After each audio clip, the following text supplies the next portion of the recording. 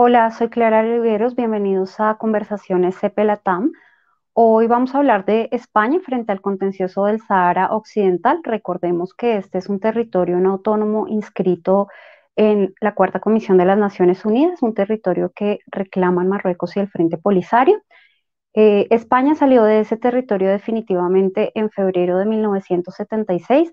Sin embargo, a menudo pues escuchamos y vemos que se alega todavía desde algunos sectores de la sociedad española, activistas, a veces periodistas, miembros del Frente Polisario que hablan muy a menudo de la responsabilidad de España en este contencioso e incluso dicen algunos que España todavía es la potencia administradora de ese territorio.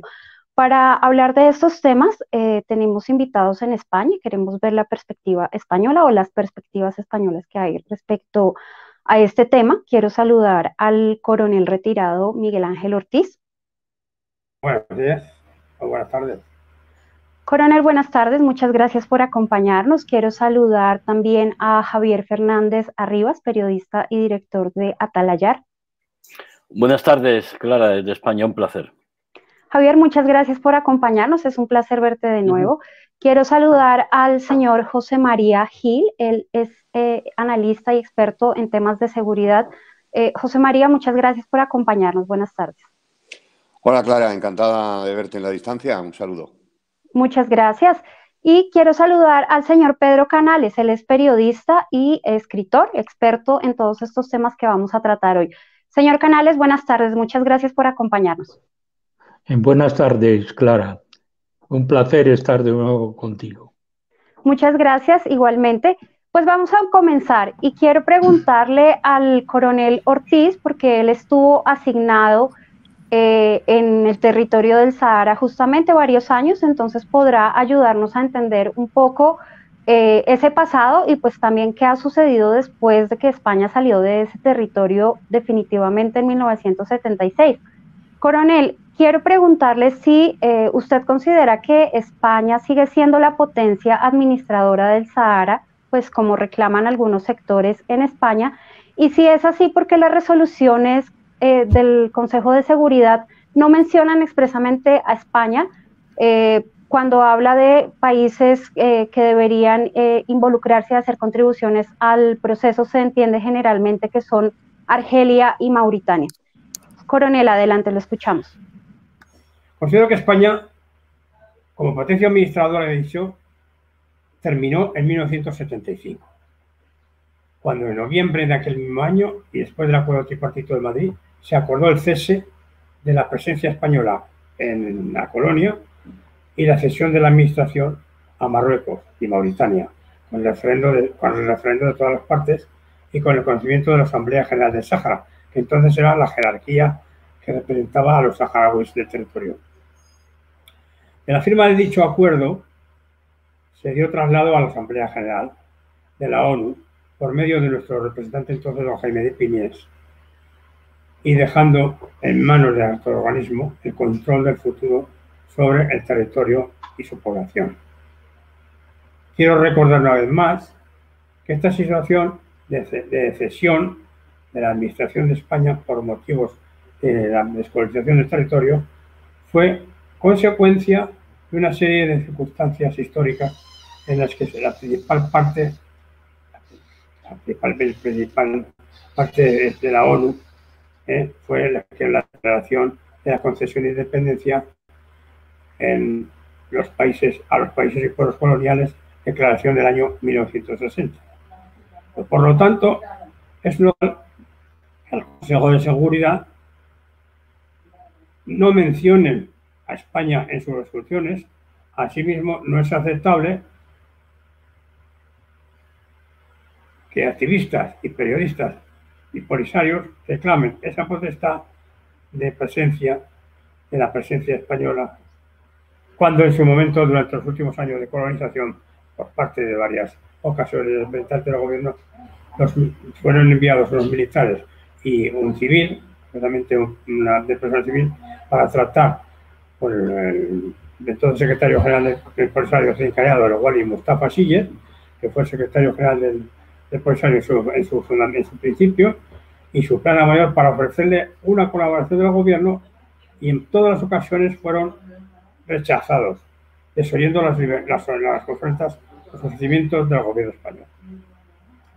Recientemente, y con motivo de una respuesta parlamentaria a un partido político, el Partido de Ciudadanos, en las Cortes españolas, que se interesaba por conocer las acciones previstas por el gobierno como potencia administradora de jure en el proceso del Sáhara, el gobierno se expresó de forma tajante, insistiendo que España no tenía ninguna responsabilidad internacional en la administración del Sáhara Occidental.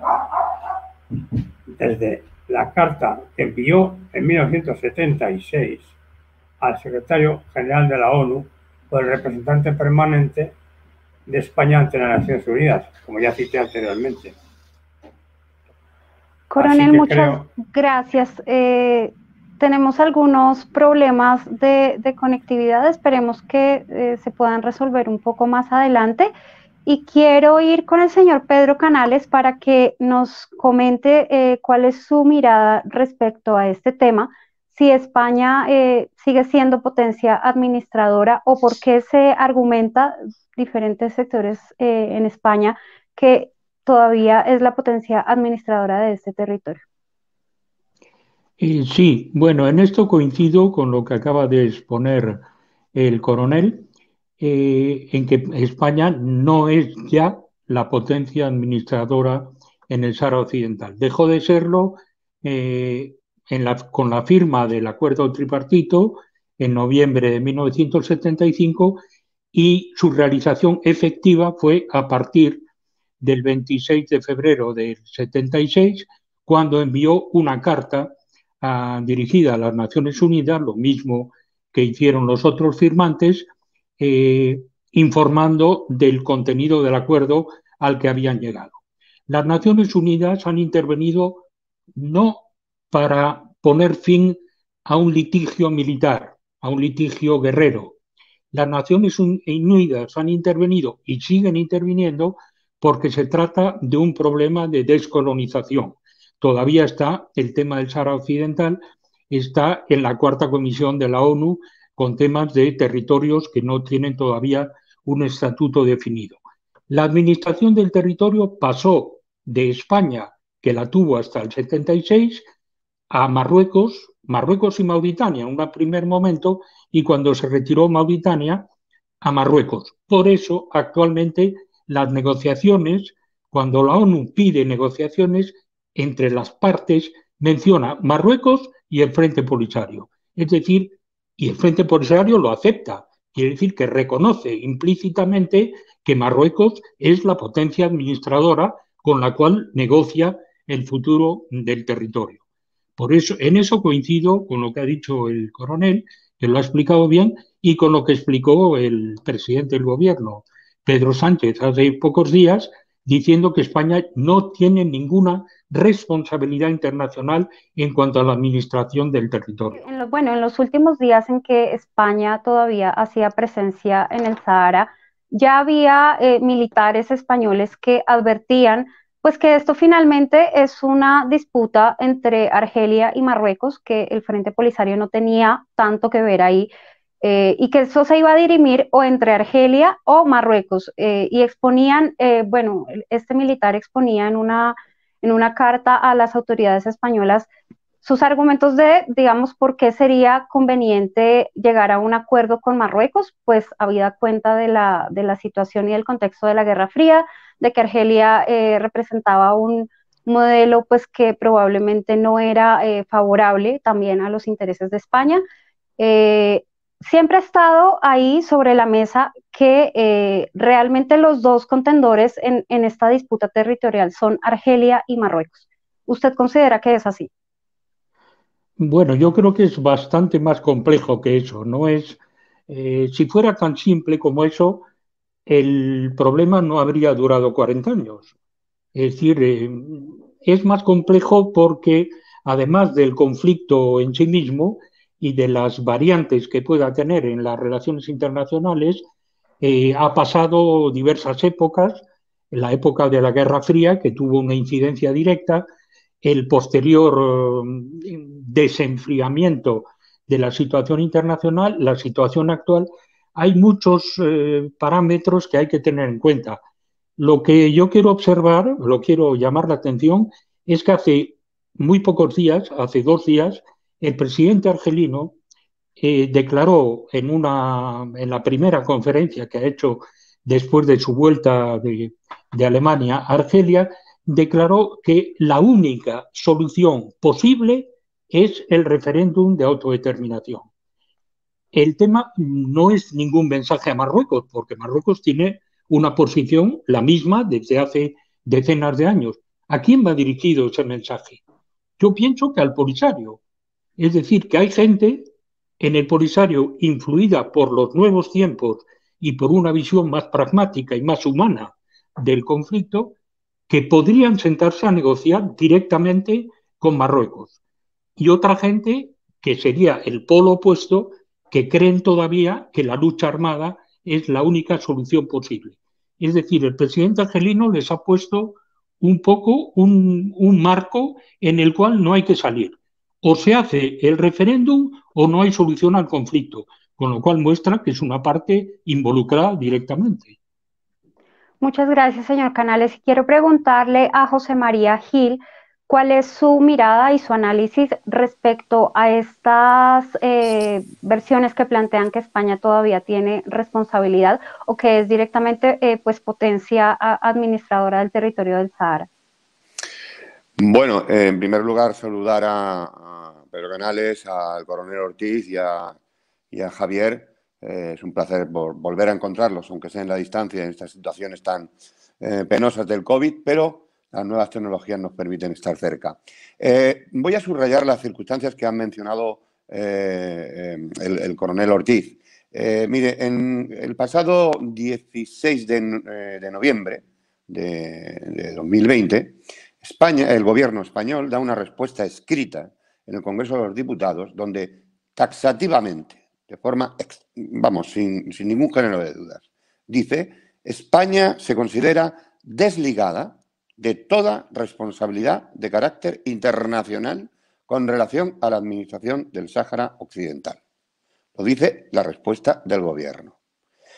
Subraya la circunstancia de que esa situación de desligamiento de cualquier responsabilidad es permanente desde febrero de 1976, como ya se ha señalado, y así fue comunicado en su día por el representante permanente de España ante Naciones Unidas. Y dice que a fecha de hoy, dice esta respuesta, la estoy leyendo del diario, da término definitivamente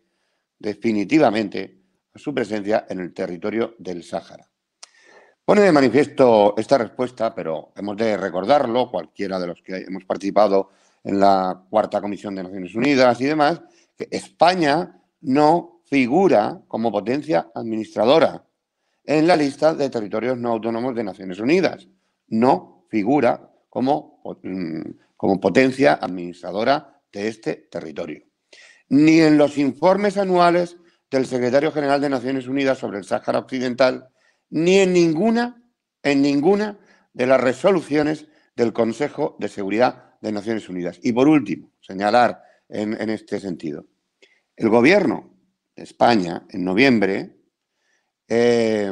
dijo clarísimamente en esta respuesta en el Congreso a la pregunta realizada por Más País, por el diputado Errejón, dijo que la postura oficial de España, estoy leyendo textualmente, respecto a la cuestión del Sáhara Occidental, es constante y no ha cambiado. España, dice, no reconoce a la República Árabe Saharaui Democrática. Por lo tanto, no hay ninguna ligazón administrativa, perdón por el movimiento de la cámara, no hay ninguna ligazón administradora. No es por mucho que se diga, las Naciones Unidas, yo estaba allí, lo preguntas cada vez que hay alguna aseveración y demás, y son los propios responsables de la Cuarta Comisión que dicen que no, España no es potencia administradora, dejó de serlo después de los acuerdos tripartitos de Madrid, después de la decisión del 76, y España se conforma con un núcleo de países amigos que apuestan por una solución mutuamente aceptable en el seno y en el marco de las Naciones Unidas. Y nada más.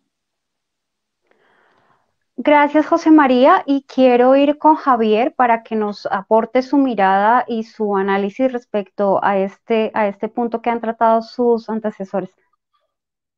Bueno, la carta del 76 es clara, la respuesta que ahora expresaba Chema del gobierno hace pocos meses sobre cuál era la situación y la postura oficial del gobierno, que por cierto, en este caso coincide con la postura de otros gobiernos anteriores y responde, por un lado, a intentar que no recordar demasiado los acuerdos de Madrid, que fueron unos acuerdos de triste recuerdo para lo que es en la política española, los intereses de España, lo que era la presencia española en el Sáhara. Recordar que, bueno, esos acuerdos se producen en la etapa final de la dictadura de Franco, con Franco bastante enfermo y con las miradas puestas en lo que iba a ser la transición democrática, en los trabajos que tenía que hacer España para evitar una confrontación interna, para dar paso a lo que bueno, al nuevo jefe del Estado que fue Juan Carlos I, y todos los esfuerzos y todas las atenciones políticas, mediáticas, etcétera, etcétera, de España estaban puestas en esas circunstancias, que eran unas circunstancias muy delicadas y que ponían en juego lo que era en aquel entonces el futuro en paz, convivencia pacífica, y lo que empezó siendo la transición democrática. Esos acuerdos fueron, desde el punto de vista, por lo menos desde mi humilde opinión, unos acuerdos muy malos para los intereses, primero de los saharauis, y luego para lo que España debería haber hecho, sobre todo para haber definido claramente cuál era la situación y haber evitado, se podía haber evitado en principio lo que ha sido una situación durante 45 años donde el resultado son unos 160.000 seres humanos ahí en situación muy precaria en los campamentos de Tinduf, atrapados entre dos fuegos por intereses entre Argelia y Marruecos. Bueno, había una serie de cuestiones en aquellos años que hacían que cada uno tomara posición. Es verdad que quizá a España, y eso el coronel nos lo puede precisar mucho mejor, le pillara de sorpresa, entre comillas, la marcha verde de Hassan II que ocupó el Sáhara y forzó de alguna manera la salida de España, los acuerdos de Madrid. Pero una vez que aquello se enroca como se enrocó con la aparición del Frente Polisario, con los atentados terroristas contra españoles, con la muerte de españoles a manos del Frente Polisario, todo aquello se coloca en una situación de confrontación cuya solución hemos visto que no es nada sencilla, como bien decía Pedro, ¿no? Además, son todos analistas en Atalayar que hemos tratado el asunto, Chema en alguna ocasión también, y lo que estamos es un poco, bueno, sí, hay que entender el pasado para conocer el futuro, pero en un momento determinado creo que lo que ha estado haciendo España durante estos últimos años, una vez que con la Carta del 76 se desligaba o pretendía desligarse, aunque hay actores que no le consideran que se hubiera desligado, pero bueno, en cuanto a la administración del Sáhara, lo que España ha estado haciendo durante muchos años, teniendo el Sáhara como tema muy, muy delicado, es el equilibrio, el balance de las relaciones entre Marruecos, un vecino fundamental para España, y otro vecino como es Argelia. Hay que tener en cuenta que gran parte del gas que consumimos en España viene de Argelia, y España hay que entender su posición política mirando lo que son los intereses y ese balance y ese equilibrio que siempre ha intentado y ha... Javier, me voy a quedar contigo para que pasemos a nuestro segundo bloque y te voy a preguntar un poco en la línea de lo que vienes hablando, pues si tiene sentido hablar o celebrar como celebran en el Frente Polisario y digamos los activistas y sectores amigos en España, de la autoproclamada República Árabe Saharaui Democrática que ellos dicen haber creado en 1976, si no incurren en una posición contradictoria, puesto que esta república es un ente de carácter virtual que no tiene reconocimiento ante las Naciones Unidas, y si no incurren en contradicción al hablar por un lado de autodeterminación, pero por el otro dicen tener ya una república. ¿Cómo ves esto?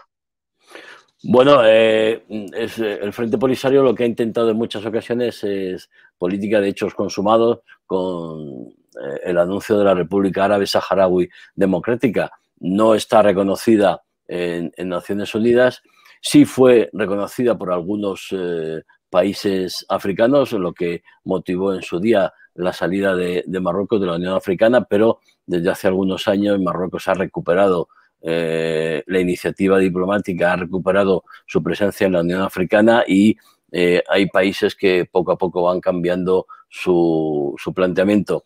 La República Árabe Saharaui Democrática es un ente que ha estado ahí un poco para poder formular y tener una escenografía un tanto con pretensiones jurídicas y con fundamentos de Estado a la hora de reclamar el territorio, por eso piensa en la autodeterminación y lo que es la independencia del Sáhara. Lo que está muy claro desde el principio de la cuestión es que, bueno, el manido referéndum de autodeterminación que se planteaba como posible solución al conflicto, bueno, pues ha tenido diferentes etapas, diferentes obstáculos y no ya solo por parte de Marruecos, sino también por parte del Frente Polisario, porque a la hora de elaborar el famoso censo con el que se pudiera hacer el referéndum, pues no ha habido en absoluto ningún tipo de posibilidad de acuerdo. El Frente Polisario lo que ha estado es jugando una baza de interés, porque hay una circunstancia que a mí me gustaría introducir en el debate, y es que, hay intereses internacionales por encima de los intereses, si me apuntas, de los saharauis. ¿A qué me estoy refiriendo? Bueno, en la época de la Guerra Fría, que es cuando comienza todo este conflicto, la Marcha Verde, el año 75, 76, etcétera, etcétera, Argelia tenía como aliado, como respaldo a la antigua Unión Soviética, ¿no? Es más, ahora quizá con otros parámetros, en otras circunstancias, Argelia pues tiene buenas relaciones, quizá mejores ahora con Estados Unidos que hace años, pero también muy buenas relaciones con Rusia, y hay una clave que mis compañeros lo podrán comentar si quieren, y es la negativa total y absoluta por parte de la comunidad internacional, representada en este caso por Estados Unidos y Europa, de una salida al mar en el Atlántico, al Océano Atlántico por parte de Argelia, o de una supuesta República Árabe Saharaui Democrática independiente que pudiera ser utilizada por los soviéticos en su día o los rusos en la actualidad. Eso es una clave fundamental a la hora de analizar uno de los parámetros o uno de los elementos que a mí personalmente me parecen cruciales y para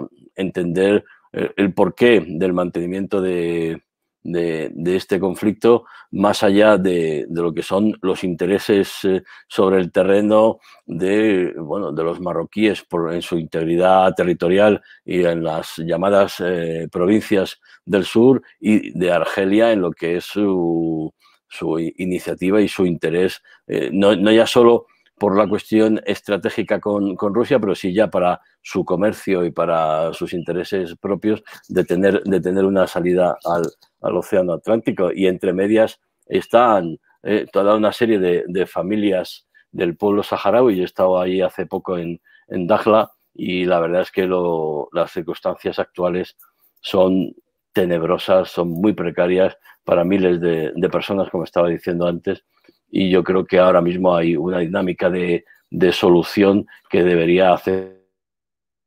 Javier, muchas gracias. Pues ahorita dentro de unos minutos volveremos contigo. Quiero dar paso al señor Pedro Canales para que nos comente cuál es su mirada respecto a este tema y si no incurre el Frente Polisario quizá en una contradicción al haber autoproclamado una república, pues que tiene existencia para esta entidad y algunos países que la reconocieron en su momento sin tener reconocimiento ante las Naciones Unidas y pues a la vez siguen reclamando la autodeterminación. Sí, efectivamente. Yo creo que para hacer un poco más clara esta incongruencia entre proclamar una república independiente y al mismo tiempo seguir negociando y exigir un referéndum de autodeterminación, que son cosas que parece que chocan entre sí, al menos a la opinión pública le chocan. Hay que tener en cuenta un poco la época en la que se originó el conflicto, porque muchos de los movimientos, prácticamente todos los movimientos de liberación anticolonial que se produjeron en África, en el continente africano en los años 60, todos alcanzaron la independencia por negociaciones directas. No hubo referéndum de autodeterminación ni en Namibia, ni en Angola, ni en Mozambique, ni en Guinea-Bissau. No hubo referéndum de autodeterminación de los pueblos. El Frente de Liberación de Mozambique, el Frelimo, negoció directamente con el gobierno surgido después de la Revolución de los Claveles en Portugal, lo mismo que hizo el Movimiento de Liberación de Angola de Agostinho Neto, negociaron directamente y alcanzaron la independencia. El caso de Namibia fue un poco diferente, posterior, pero también fue una negociación directa entre Sudáfrica, después de la salida de las tropas cubanas y de las tropas angoleñas, de las tropas cubanas en Angola, negociaron directamente con el Frente, con el Movimiento de Liberación de Namibia y le traspasaron la independencia a este movimiento que proclamó a su líder, Sam Nujoma, como presidente. En ninguno de los casos hubo referéndum de autodeterminación y en ninguno de los casos hubo ni gobiernos independientes provisionales, salvo el caso de Argelia, que es un poco particular, porque el gobierno provisional de Ferhat Abbas fue una necesidad para tener mayor alcance internacional. Pero en los otros países, Angola, Mozambique, los que he citado, no hubo ni república liberada, ni zonas liberadas y tal.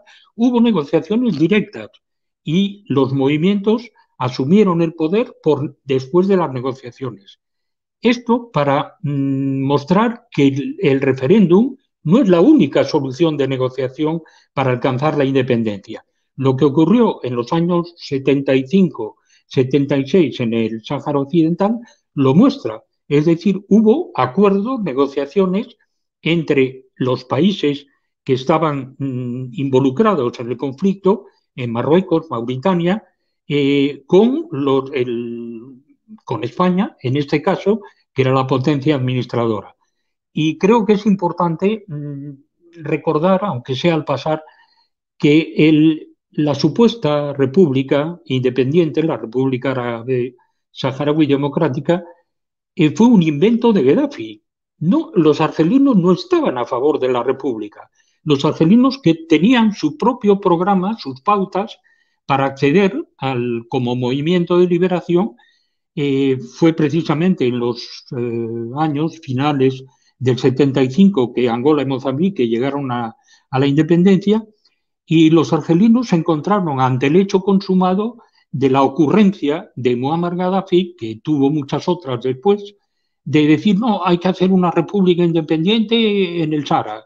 Y como el único lugar posible para hacerla era Tinduf, la proclamaron en Tinduf. Bueno, yo estaba presente ese día en Tinduf, en los campamentos donde se proclamó la independencia, la república.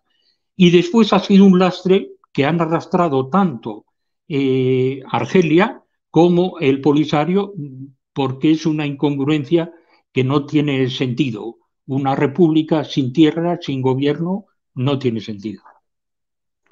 Señor Canales, muchas gracias, muy interesante lo que nos comenta y pues que usted haya presenciado todos estos eventos. Quiero ir a Canarias con el coronel Ortiz para que nos comente sus impresiones respecto a este punto que estamos tratando y si, coronel, usted considera que incurre el Frente Polisario en una contradicción al haber proclamado una república virtual y seguir reclamando la autodeterminación. Coronel, ¿qué opina? Bueno, desde luego este aspecto de celebrar el aniversario Costa Rica RAS está observado dentro de un entorno reducido, con la sola observancia y reconocimiento de algunos países que siguen en la órbita de las corrientes revolucionarias que la apoyaron en sus comienzos del exilio separatista, y por otros que permanecen dentro de la UA, donde la RAS fue acogida en sus comienzos por afinidad con los países del este, pero que cada vez van perdiendo más apoyos. El hablar o celebrar de esta efeméride, aparte de los países citados, se reduce a los grupos, asociaciones y organizaciones que la apoyan, que por supuesto no tienen trascendencia más allá de su aparato de propaganda.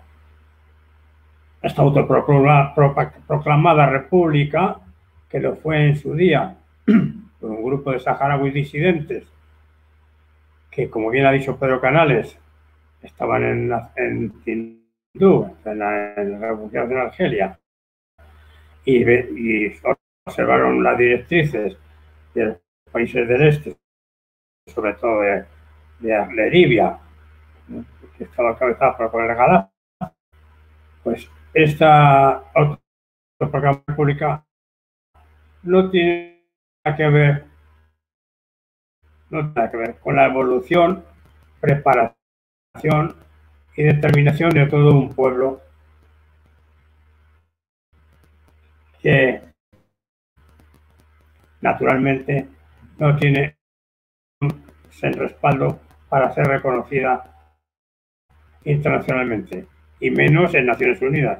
Un sentimiento de incurrir el Polisario al reclamar la autodeterminación, abanderando la autoproclamada república, no me parece tal contradicción, sino que más me parece una solapada situación de querer presentarse, mejor dicho, para la reivindicación una postura de igualdad en un concepto de Estado. Claro está que todo esto se desmonta con el concepto ya expuesto anteriormente en cuanto a ser una república virtual sin ningún sentido.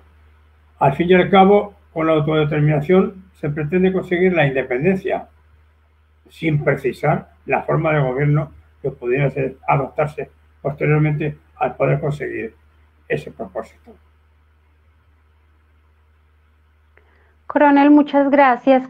Quiero preguntarle a José María Gil qué opinión tiene respecto a este tema, si considera que el Frente Polisario incurre en una contradicción al defender su autoproclamada república y a la vez, paralelamente, seguir reclamando la autodeterminación. José María, ¿qué opinión tienes al respecto? Bueno, en primer lugar, subrayar la circunstancia de que tenemos una memoria viva y hablándonos del contexto en el que se autoproclama la RAS, ¿no? Estaba escuchando a Pedro y al coronel Ortiz y, claro, pues me impresiona, ¿no? Todavía poder contar con un conocimiento tan directo de aquellos acontecimientos. Es una contradicción todo, porque todo ya se ha convertido en una contradicción, especialmente cuando lo miramos desde la perspectiva actual, ¿no? No podemos estimar como creíble que se va a abordar la resolución de un caso como el del Sáhara Occidental desde los parámetros, los arquetipos, los pensamientos, los prejuicios de los años 70 del siglo pasado, puesto que la realidad de toda esa área sahelo-sahariana es muy compleja y hoy la sensibilidad internacional es la seguridad, está con la seguridad y la situación es muy compleja en esa zona. Pero en respecto de esa contradicción, hay una contradicción en sí mismo. Primero, cuando Argelia se encuentra con esa declaración de República Árabe Saharaui, vamos, si Argelia hubiera podido, hubiera acabado con tal declaración porque no respondía a los intereses geoestratégicos de Argelia. Eso en primer lugar.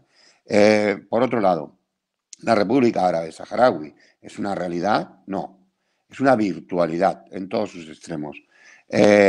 Lo que tenemos en Tinduf son una serie de campamentos a los que virtualmente se les reconoce por parte de algunos una suerte de paraestado que en cuanto se pudiera conseguir se constituiría como tal en el territorio inmenso del Sáhara Occidental. Es un disparate. Miren, el contexto lo ha puesto de manifiesto Javier Fernández Arribas, el director de Atalayar, y con muy buen acierto, y lo hemos recordado todos. Esto es un experimento, una artificialidad dentro del contexto de la Guerra Fría, esa Guerra Fría en la que las potencias no se enfrentaban entre ellas, pero sí jugaban en los territorios. Marruecos es un aliado histórico de Occidente. Argelia, cuando consigue la independencia, se alía con el bloque de la Unión Soviética y al mismo tiempo buscaba con esta artificialidad pues buscar una salida seguramente al Atlántico, cosa que hoy, desde luego, ni con esa supuesta declaración de guerra que ha hecho, esa declaración de guerra artificiosa que ha hecho el Frente Polisario se va a conseguir. No existe. La RAS no existe. Lo decía el gobierno, ¿no? Leía el párrafo en la que no se reconoce a la RAS por parte de España. Esa potencia que consideran algunos del Polisario todavía potencia administradora, sin embargo, ni reconoce a la RAS. Recordemos además que en el año 85 el Frente Polisario fue expulsado por el gobierno de Felipe González de España después de que el Frente Polisario cometiera acciones terroristas contra civiles y contra militares españoles y siguieron atentando contra nuestros españoles hasta el año 86 y 87 incluso. Por lo tanto, una república que no tiene territorio, un territorio que no tiene un Estado y que el Estado en el que está es Argelia. Por eso Argelia sí es una pata a tener en cuenta en este juego, ¿no? en este diferendo. Yo creo que no tiene virtualidad siquiera ya la RAS.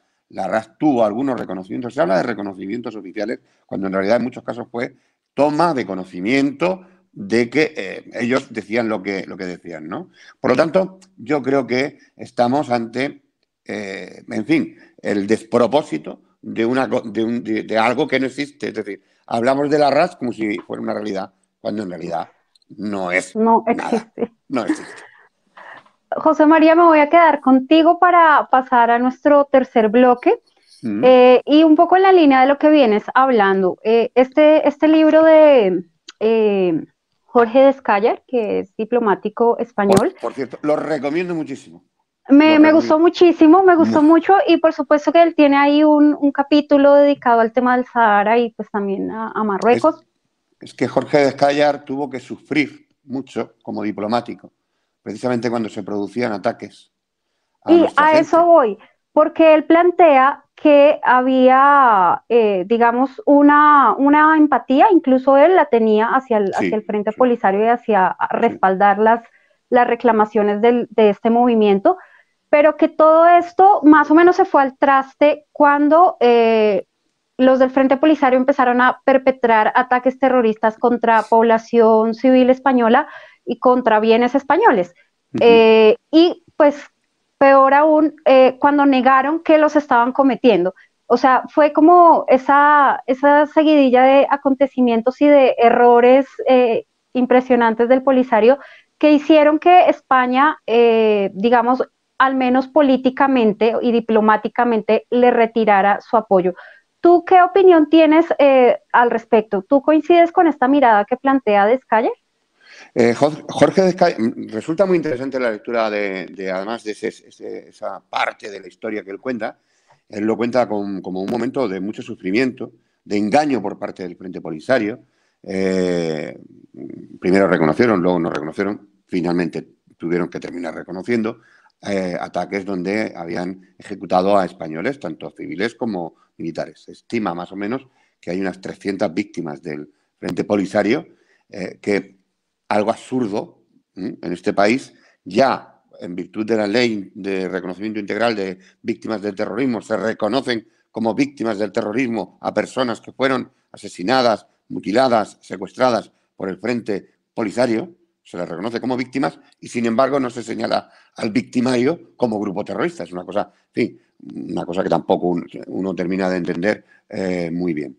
La descripción que hace Jorge Descalles, yo creo que sobran palabras. El Polisario mintió, el Polisario atacó, el Polisario mató, el Polisario causó bajas en intereses españoles, militares españoles y demás. De hecho, algunas de sus grandes fiestas, el Polisario y de la RAS, coinciden con el evento en el que ellos actúan militarmente y matan y asaltan un acuartelamiento, unas instalaciones militares españolas. Por lo tanto, cuando los ves ahora diciendo, oye, es que nos abandonaron, al mismo tiempo, oiga, pues recordemos que tampoco es que estos del Polisario, precisamente, no digo los saharauis, porque se tiende a confundir Polisario y saharaui, no digo los saharauis, pero tenemos que recordar que el Polisario celebra siempre los ataques que hicieron contra los españoles. Por lo tanto, el Polisario, a raíz de los atentados del 85, precisamente estaba Bujaria en España, que luego fue representante del Polisario en Naciones Unidas, y Felipe González los expulsó. Recordemos el texto por el que se decide la expulsión de todos aquellos y el cierre de aquellas oficinas toleradas, habla en régimen de tolerancia, que España había dejado al Frente Polisario, y Felipe González los echó. Y luego vayamos acercándonos a la realidad real, y es que desde el año 2010 las resoluciones del Consejo de Seguridad de Naciones Unidas, las renovaciones de la MINURSO y demás, las propias declaraciones del Estado español, desde el año 2010, ya no hablan de referéndum. Hablan de encontrar una solución mutuamente aceptable, etcétera, etcétera. Pero no se menciona el referéndum desde el año 2010, tengámoslo presente. No solamente, por mucho que ahora, recientemente, como recordaba Pedro, el presidente de Argelia hablaba de que tenía que ser un referéndum. Bueno, lo cierto es verdad es que las resoluciones de Naciones Unidas últimamente no hablan del referéndum. Las declaraciones del Estado español hablan de encontrar una solución mutuamente aceptable, esta retahíla que nos hemos aprendido de memoria cada año, bajo el marco de Naciones Unidas, pero lo cierto y verdad es que ya el referéndum, ante además la situación, la realidad real, el contexto actual del área sahelo-sahariana, parece más bien algo irrealizable, no va a ocurrir, y mucho menos con la declaración, entre comillas, de guerra que ha hecho el Polisario al tomar Guerguerat. Ellos querían Guerguerat, que era un paso de los que utilizaban para los tráficos ilícitos, etcétera, etcétera.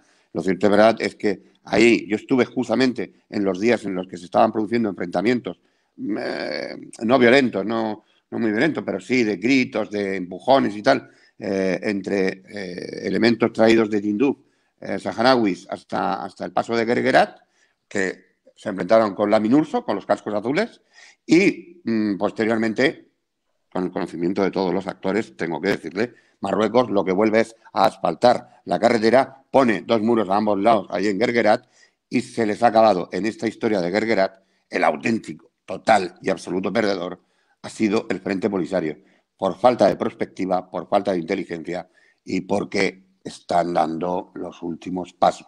yo no creo que esta situación se vaya a alargar muchísimos años más. Desde luego, no va a dar lugar a una...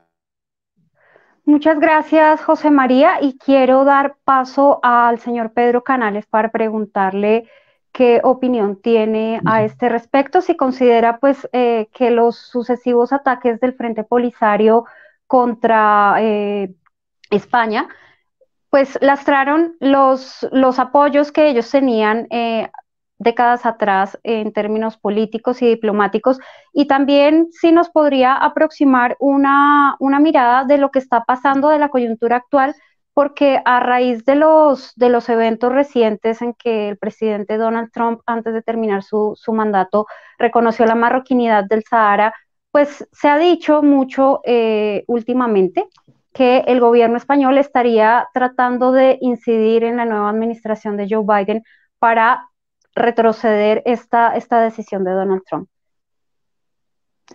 Bueno, espero que haya sido solamente una ocurrencia del gobierno, de la ministra González Laya, eso decir que está intentando convencer a Joe Biden de retirarse.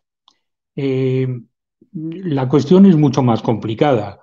Las decisiones que toma la Casa Blanca, que toma el presidente, tienen un peso y tienen un bagaje detrás muy importante, de negocios, de planes no solamente económicos, sino políticos, militares. Es decir, hay un conjunto de factores que se ven involucrados en todas las decisiones que toma la presidencia de Estados Unidos, que hace que es muy difícil volver atrás nada. Se puede volver atrás, decir, bueno, volvemos a los acuerdos de París sobre el medio ambiente. Sí, eso es una cosa relativamente fácil. O como ha dicho el presidente norteamericano, volvemos de nuevo a Europa, ya estamos aquí, hemos llegado. Esos son declaraciones. Pero en la realidad, volver atrás un acuerdo de la envergadura que significa un reconocimiento internacional de la soberanía de un país sobre un territorio en disputa, vinculado con el problema de Israel, porque hay una vinculación directa, eso no lo puede tomar el nuevo ocupante de la Casa Blanca simplemente como una ocurrencia y decir, bueno, nos hemos equivocado, volvemos, ponemos a cero el cronómetro. No, yo creo que lo que sí van a intentar hacer países europeos, en particular Francia, que no creo que va a hacer lo mismo que Estados Unidos, pero va a tomar alguna medida que la involucre más en una solución mmm, favorable, diríamos, a la línea marcada por Estados Unidos al reconocer la soberanía de Marruecos sobre el territorio en disputa. En cuanto a lo que ha pasado en España, yo creo que ha habido, el gobierno es verdad que tomó medidas después de los ataques al Junquito y al Togomago. Curiosamente, yo también estaba en Argel cuando hicieron la conferencia de prensa con los pobres marineros que estaban secuestrados y que tenían una cara de pena porque no sabían lo que podía pasar. Y se hizo una conferencia de prensa en Argel para mostrar las negociaciones que iban a hacer, a emprender para su liberación. Es cierto que el gobierno de Felipe González retiró no el reconocimiento, sino la existencia de la oficina del Frente Polisario en España, pero poco después la volvió a abrir. Es decir, hay que recordar que desde los años 90 hasta hoy el Polisario está presente con una oficina de presencia, de reconocimiento, con funciones un poco ambiguas, está presente en Madrid y está presente en una gran parte de las ciudades españolas. El apoyo logístico, material, de alimentos, de pertrechos, de logística también, con camiones, con ambulancias, etcétera, que recibe el Frente Polisario de asociaciones, de ayuntamientos, de comunidades autónomas y del gobierno español, porque la Agencia Española de Cooperación Internacional es del gobierno, ese apoyo va a seguir, pero no significa, y no lo habrá, el reconocimiento de la República. Eso ha sido una ocurrencia del señor vicepresidente del gobierno, Pablo Iglesias, que dijo: en cuanto lleguemos al gobierno reconocemos la República. Eso son palabras al viento, es imposible. Señor Canales, muchas gracias por sus pertinentes comentarios. Realmente nos ha aportado muchas luces para tratar de comprender mejor estos temas. Si quiere terminar la idea, antes de que yo dé paso a nuestro otro invitado. No, quería decir que la pretensión de Podemos de reconocer a la República saharaui está dirigida solamente a su electorado. Es decir, es una forma de mostrarse que mantienen la misma orientación, pero la política exterior es una política de Estado. Y en la política de Estado decide el presidente del gobierno y decide el jefe del Estado, que es el rey.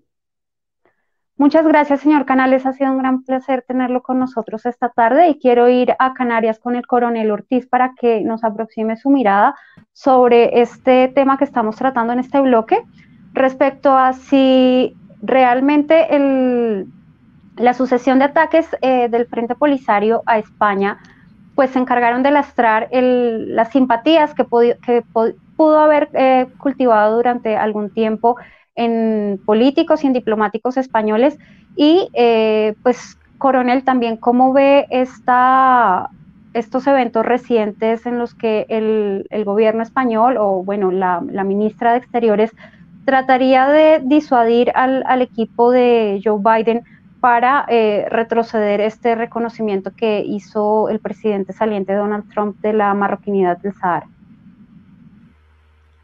Bueno, con respecto a la primera parte que se ha citado, tengo que decir que para mí el Polisario empezó a sepultar sus posibilidades de reconocimiento y apoyo por España en tiempos todavía de la estancia colonial española en el territorio del Sáhara, con sus ataques a los puestos españoles más vulnerables por su escasa guarnición y su cercanía a la frontera entonces con Mauritania.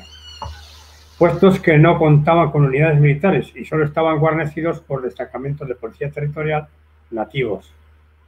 De ellos comenzaron a dotarse de armamento y vehículos y material para rearmarse y ejecutar futuras acciones contra los intereses españoles. Los ataques se sucedieron contra las patrullas de tropas nómadas al mando de oficiales y soldados de reemplazo españoles, secuestro de un industrial canario, sabotajes con explosivos a la cinta transportadora de fosfatos y atentados con resultado de muerte de trabajadores españoles de Farbucán. Luego, después de la salida de España, en la década de los 70 y 80, con la dedicación a la pesca de la flota pesquera canaria, como todos hemos recordado anteriormente y como ya he dicho, en el banco pesquero sahariano se sucedieron los ataques a los barcos que faenaban en esas aguas con lanchas neumáticas y con grupos armados, que causaron 230 asesinatos. Esta guerra indiscriminada contra personas indefensas provocó una reacción, como ha dicho, recordado también Chema Gil y Pedro Canales, una reacción de la sociedad española y del gobierno español que expulsó al representante del Polisario de España. Pero será por una indiferencia o por una